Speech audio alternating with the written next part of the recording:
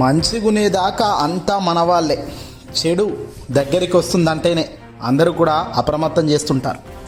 ఆంధ్రప్రదేశ్లో కూటమి సర్కార్ అధికారంలోకి వచ్చిన 8 నెలల్లోనే 40 ఏళ్ల నుంచి మోస్తున్న మీడియాలో ఉన్న ఒక పెద్ద ఆయన ఆర్కే లాంటి వాళ్ళు కూడా ఇప్పుడు ఏకంగా చంద్రబాబుకు ముప్పు, తప్పుకోవాలంటే జాగ్రత్తలు ఇదిగో అంటూ ఆయన సంచలన కథనాలు వెలుగులోకి వస్తున్నాయి.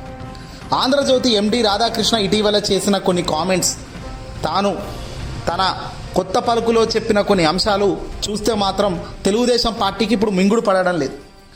వాస్తవంగా చంద్రబాబు నాయుడు గారు అధికారంలోకి వచ్చారు, కానీ తాను గతంలో ఉన్న అనుభవాన్ని పూర్తిగా పక్కన పెట్టేసి తాను అడుగులు వేస్తున్నట్టుగా క్లియర్గా తెలుస్తుందని, ఇలాగే ముందుకు పోతే జగన్ మళ్ళీ అధికారంలోకి వస్తాడు, జగన్ అధికారంలోకి వచ్చిందంటే మళ్ళీ దబిడి దిబిడే అని ఆర్కే స్పష్టంగా చెప్పేసినట్టయింది.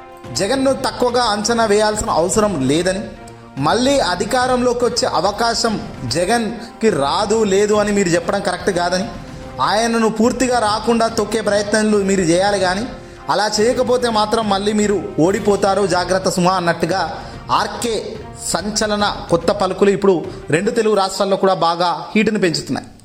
తెలుగుదేశం పార్టీ కార్యకర్తల్లో, నాయకుల్లో చాలా గట్టిగా ఉన్నది ఏంటంటే, వైసీపీ పార్టీ మళ్ళీ లేస్తుంది, ఇంకా ఆలోచించాల్సిన అవసరం లేదు, జగన్మోహన్ రెడ్డి గారు మళ్ళీ అధికారంలోనికి రాకుండా తెలుగుదేశం పార్టీ చేస్తుంది అన్న నమ్మకం తెలుగుదేశం పార్టీలోనే లేదు.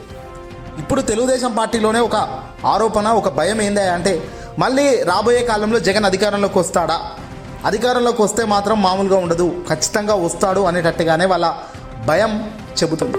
దీనికి సంబంధించే రాధాకృష్ణ గారు తన వీకెండ్ కామెంట్లో చెప్పిన కొన్ని అంశాలు చూస్తే తెలుగుదేశం పార్టీలో పరిస్థితి ఎలా ఉంది అనే దానికి ఊతం పడుతుంది. జగన్మోహన్ రెడ్డి గారిని కట్టడి చేయకపోతే అసలు నారా లోకేష్కి ఎంత ఇబ్బంది అన్నది ఆయన వివరించే ప్రయత్నం చేశారు. అలాగే జగన్మోహన్ రెడ్డి గారి దెబ్బ కొట్టడానికి రూల్ ఆఫ్ లాని కూడా పక్కన పెట్టి ముందుకు వెళ్ళాలి అన్నంత కసిగా టీడీపీ వాళ్ళు ఉన్నారు అన్నది అయితే అర్థమవుతుంది. జగన్మోహన్ రెడ్డి గారిని ప్రజాక్షేత్రంలో పద్ధతిగా నేరుగా ఎదుర్కోవడం సాధ్యం కాదు అన్న ఒక నిర్ధారణ అయితే ఇప్పటికే టీడీపీ స్పష్టంగా చెప్పేసింది.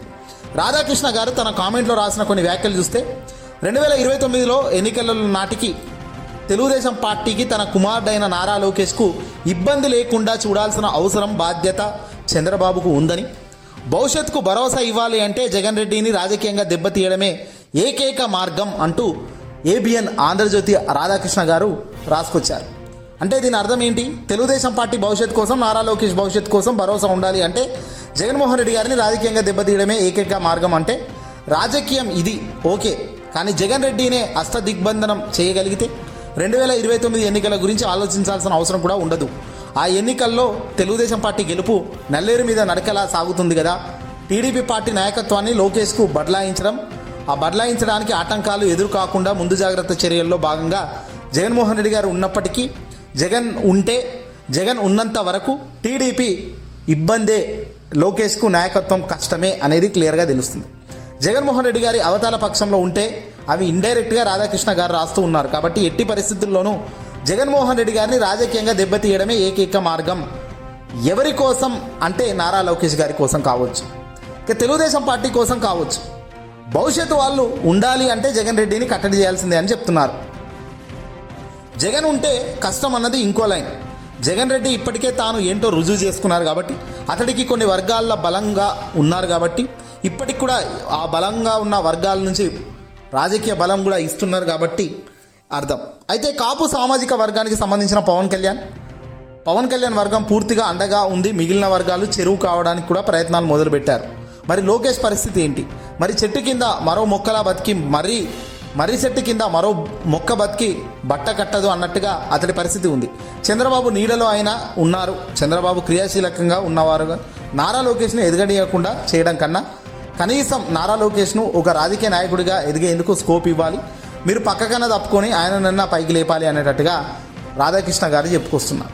చంద్రబాబు నాయుడు గారు బీజేపీని పూర్తిగా నమ్మడం లేదని చెప్తున్నారు.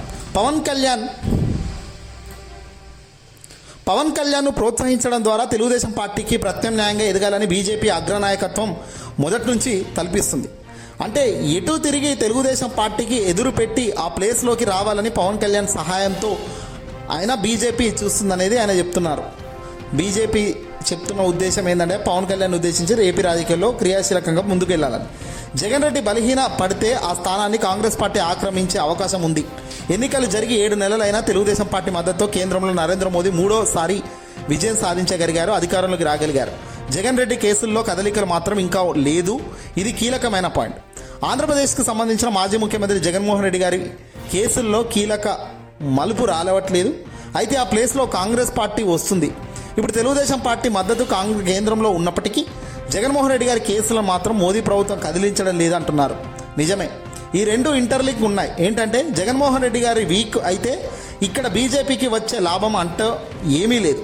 పైగా నష్టం జగన్మోహన్ రెడ్డి గారికి వీక్ అయితే ఆ ఓటు బ్యాంక్ అంతా కాంగ్రెస్ది. కాబట్టి మళ్ళీ ఆ కాంగ్రెస్ పార్టీ వైపు వెళ్ళిపోతే ఇక్కడ కాంగ్రెస్ బలపడితే ఒక ప్రధాన శత్రువుని మనం బలపరుచుకున్నట్టు అవుతుంది అన్న ఆలోచనతో బీజేపీ ఇప్పుడు సైలెంట్ వేవ్లో ఉంది.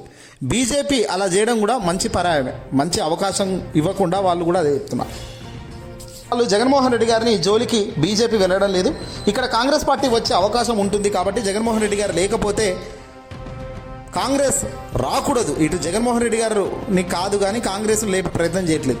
టీడీపీ మీద ఆధారపడి ఉన్నప్పటికీ బీజేపీ జగన్మోహన్ రెడ్డి గారి కేసుల్లో కదలికలు లేదు. కేంద్రంలో ఉంటున్నారు కదా, చంద్రబాబు నాయుడు గారు ఫోర్స్ చేయాల్సిన అవసరం ఉంది కదా అన్నట్టుగా ఆర్కే రాసుకొచ్చారు. ఇక కేంద్ర ప్రభుత్వానికి ఎంతో అంత కేంద్రం నుంచి చంద్రబాబు నాయుడు గారికి అత్యవసరం ఉంటే ఆయన కేంద్ర ప్రభుత్వం ముందు ఆయన లెక్కలు చెప్పి ఆయన బాధని చెప్పి అప్పులు తెచ్చుకునే పరిస్థితి ఉంది. పవన్ కళ్యాణ్ ఇటీవల రాష్ట్రంలో హిందూ ధర్మాన్ని నెత్తికెక్కించుకున్నారు. అంటే బీజేపీతో ఆయన బలమైన అనుబంధాన్ని ఏర్పరచుకునే కార్యక్రమంలో మొదలుపెట్టారు. రాజకీయాలను నిజంగా ఆలోచిస్తే ఎప్పుడు ఏదైనా జరగవచ్చు. తెలుగుదేశం పార్టీ జనసేన మధ్య ప్రస్తుతం ఉన్న సఖ్యత 2029 వరకు కొనసాగుతుందని చెప్పలేం. అంటే 2029 వరకు కూడా వీళ్ళు ఇలా సఖ్యతగా ఉంటారని చెప్పలేము. రాధాకృష్ణ గారు మొహమాటం లేకుండా చెప్తున్నారు. ఈ రెండు పార్టీల మధ్య చిచ్చు పెట్టడానికి వైసీపీ తన ప్రత్యామ్నాయాలను ఇదివరకే మొదలుపెట్టింది. యాక్చువల్గా ప్రయత్నాలు వైసీపీ మొదలుపెట్టడం అన్నది ఉంటుంది. కానీ కామన్గా ప్రత్యర్థులు కాబట్టి వీళ్ళిద్దరు విడిపోతే బాగుంటుందని, కానీ వీళ్ళిద్దరు కలిసి ఉండటము లేదా అన్నది ఆ రెండు పార్టీల మధ్య ఉండే సఖ్యతల మీద ఎక్కువగా ఆధారపడి ఉంటుంది. ఎవరో వైసీపీ వాళ్ళు రెచ్చగొట్టినంత మాత్రాన ఆయా పార్టీల నిర్ణయాలు తీసుకునేంత అమాయకులు అయితే కావు. ఆ పరిస్థితులు ఇప్పుడైతే లేవు. కాకపోతే రాధాకృష్ణ గారు చెప్తున్నట్టు విషయం ఏందయ్యా అంటే 2029 వరకు కలిసి ఉంటారా లేదా అన్నది అనుమానమే. కాబట్టి చాలా పరిణామాలు ఈ మధ్యకాలంలో జరిగే అనుమానం ఉంది. కాబట్టి గ్యాప్ కనిపిస్తుందని పవన్ కళ్యాణ్ సొంతంగా ఎదిగేందుకు చేస్తున్న ప్రయత్నాలు అసలు తెలుగుదేశం పార్టీ వాళ్లకు రుచించడం లేదంటూ చెప్పుకొస్తున్నారు. నారా లోకేష్ ప్రాతినిధ్యం వహిస్తున్న మంగళగిరి నియోజకవర్గంలో గంజి చిరంజీవిని పవన్ కళ్యాణ్ తన జనసేన పార్టీలోకి చేర్చుకున్నప్పుడే చాలా ఆగ్రహంగా ఉన్నారు మందంతా కూడా. వీళ్ళు ఇప్పుడు అంటే ప్రతి చోట చివరకు నారా లోకేష్ సొంత నియోజకవర్గంలో కూడా ఆయనకు చెప్పకుండా ప్రత్యర్థి పార్టీ నుంచి ఒకరిని చేర్చుకునే స్థాయికి సొంతంగా ఎదగడానికి వీళ్ళు ప్రయత్నాలు చేస్తున్నారు అనడానికి ఇది ఉదాహరణ. జనసేన మీద కాదు బీజేపీ వాళ్ళ మీద కూడా తెలుగుదేశం పార్టీ స్టడీలో ఈ కోపం ఉంది అని కూడా తెలుస్తుంది. కానీ ఏమీ చేయలేక మౌనం భరిస్తూ ఉన్నది తెలుగుదేశం పార్టీ. తొలి దేశ ప్రధాని అయిన జవహర్లాల్ నెహ్రూ పంచవర్ష ప్రణాళికలను అమలు చేశారు. అందుబాటులో ఉన్న ఆర్థిక వనరులను దృష్టిలో పెట్టుకొని 5 ఏళ్లలో చేయగలిగే వాటి గురించి మాత్రమే ఆయన చెప్పేవారు.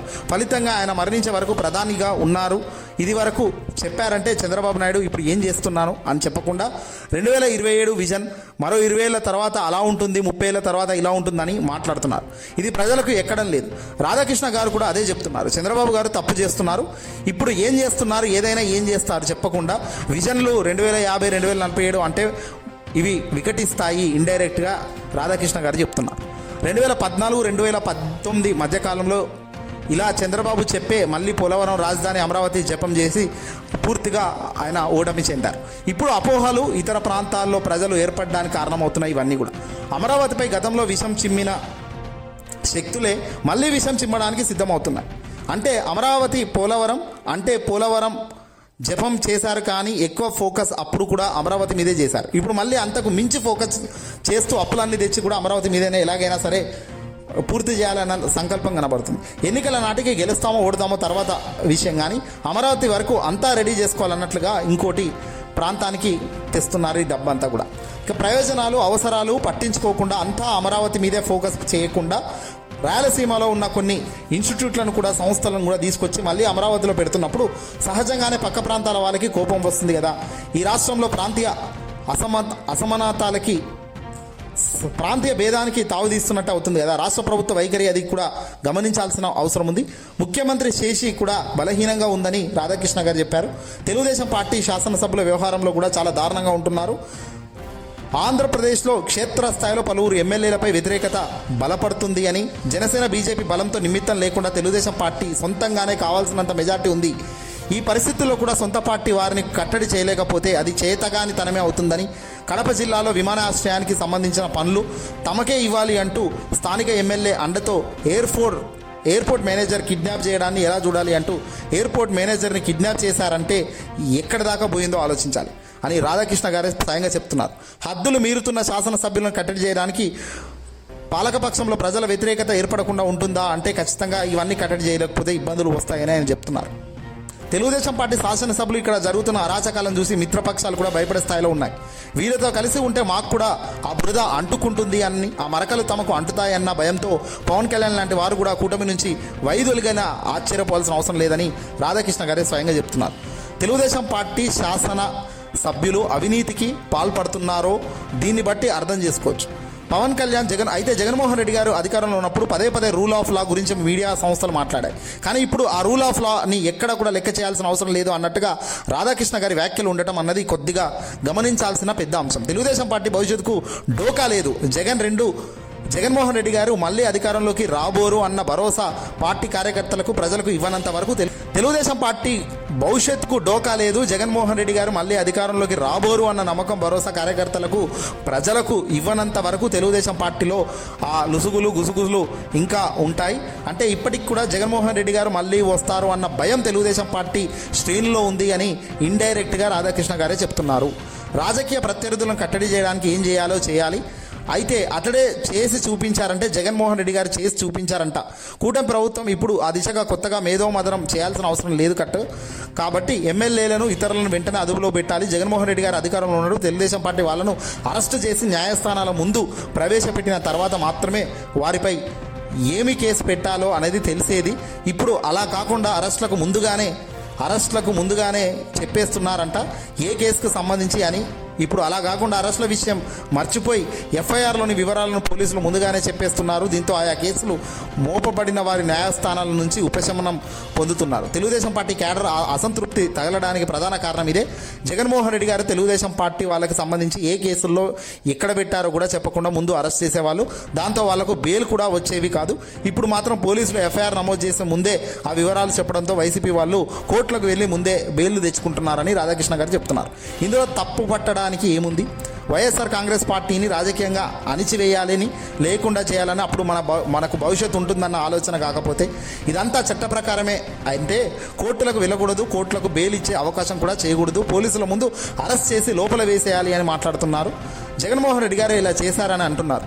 మరి అప్పుడు వీళ్ళు ఎంత ఫ్రస్ట్రేట్ అయ్యి మనం కూడా అప్పట్లాగా అందరినీ లోపల వేసేయాలి, అసలు వివరాలు కూడా చెప్పకుండా లోపల వేసేయాలి అన్నట్లుగా వీళ్ళు చెప్తున్నారు. అంటే జగన్మోహన్ రెడ్డి గారు కూడా అప్పుడు ఇదే జరిగి ఉండొచ్చు కదా. తెలుగుదేశం పార్టీ తన మీడియా తన వ్యక్తుల ద్వారా ఇష్టానుసారంగా తిట్టడం, రకరకాలుగా దాడులు చేయడం చూసినప్పుడు వీళ్ళని కట్టడి చేయాలని జగన్మోహన్ రెడ్డి గారు కూడా ఇదే పాలసీ అమలు చేశారేమో కదా. ఆ రోజు జగన్మోహన్ రెడ్డి గారు చేసే తప్పు అయితే ఈరోజు జగన్మోహన్ రెడ్డి గారు చేసినట్టుగా మనం చేయాలి అని చెప్తున్న వాళ్ళు అధికారంలో ఉన్న పార్టీలు ఫ్రస్ట్రేట్ అవుతున్నాయి అని ఎలాగైనా సరే జగన్మోహన్ రెడ్డి గారు చేసినట్టు చేయాలి కట్టడి అంటే దాని అర్థం ఏంటి? ఆయన చేసేట తప్పు అంటే మనం కూడా అంతకన్నా ఎక్కువ తప్పులు చేయాలనే స్వయంగా రాధాకృష్ణ లాంటి వ్యక్తులు చెప్తున్నారంటే దీనికి ఉద్దేశం ఏంటి? జగన్మోహన్ రెడ్డి గారిని అరెస్ట్ చేయించడం లేదు, ఇంతకు మించి ఇంకా బలా ప్రయోగం చేయాలి కదా. వైసీపీ మీద అంటున్నారు. నిజంగా ఆ ఊరు నెలల్లో ఒక ప్రత్యర్థి పార్టీ మీద కేసులు కావచ్చు, రకరకాల మార్గాల ప్రభుత్వం ఒక ప్రత్యర్థి పార్టీ మీద ఈ స్థాయిలో ఎప్పుడు వేధింపులు చేసి ఉండదు. వైసీపీ ప్రభుత్వంలో కూడా ఇన్ని జరిగాయా అని కానీ ఆలోచించాల్సిన అవసరమే. ఏదేమైనప్పటికీ కూడా ఆలోచించకుండా ఏది పడితే అది చేస్తే మాత్రం మొదటికే మోసం వస్తుంది. జగన్ వైపుకు గాలి మళ్ళీ ఆస్కారం కనబడుతుందన్న ఆర్కే వ్యాఖ్యల్లో నిజముందా? ఆలోచన చేయండి, కామెంట్ చేయండి.